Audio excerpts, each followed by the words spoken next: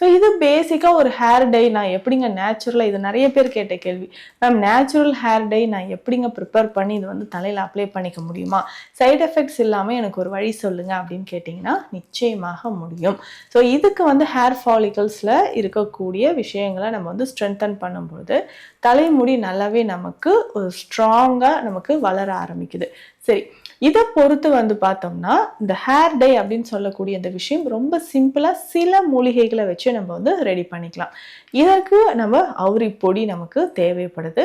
அடுத்து முக்கியமாக தேங்காய் சிரட்டை, தேங்காய் ஓடு இருக்கு இல்லைங்களா, அதை வந்து நம்ம என்ன பண்ண போகிறோம்னா நல்லா கேஸ் அடுப்புலையோ இல்லை நீங்கள் அடுப்பில் போட்டிங்கனாவே அது வந்து கறி மாதிரி வர ஆரம்பிச்சிடும்.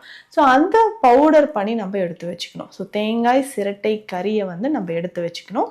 அவுரி பொடி, தேங்காய் சிரட்டை கறி, அதுக்கப்புறம் மருதாணி பொடி, திரிஃபலா அப்படின்னு சொல்கிறோம் இல்லைங்களா, இந்த கடுக்காய், நெல்லிக்காய், தாண்டிக்காய், இது மூன்றும் நம்ம சேர்த்து எடுத்து வச்சுக்கணும். ஸோ இதை நம்ம என்ன பண்ணோம்னா எலுமிச்சை சாறு கொஞ்சம் விட்டு கலந்து அப்படியே ஒரு நாள் இரவு முழுவதும் இருக்கணும். ஸோ இதுக்கப்புறம் நம்ம வந்து கொஞ்சமாக தண்ணீர் சேர்த்து அதை கலந்து, காலையில் தண்ணீர் சேர்த்து கலந்து தேவையான அளவுக்கு தண்ணீர் சேர்ந்து நல்லா பேஸ்ட் மாதிரி வந்ததுக்கப்புறம் தலையில் நம்ம அப்ளை பண்ணணும்.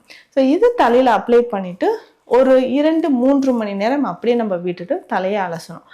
அடுத்த நாளே இது வந்து திரும்பவும் நம்ம வந்து ட்ரை பண்ணணும். ஸோ ஒரு வாரத்துக்கு 2 நாள் தொடர்ந்து வந்து இதை பயன்படுத்தும் போது தலைமுடி, அந்த நரைமுடி எல்லாமே நமக்கு கருமை நிறத்தில் மாறுவதற்கான வாய்ப்புகள் இருக்குது.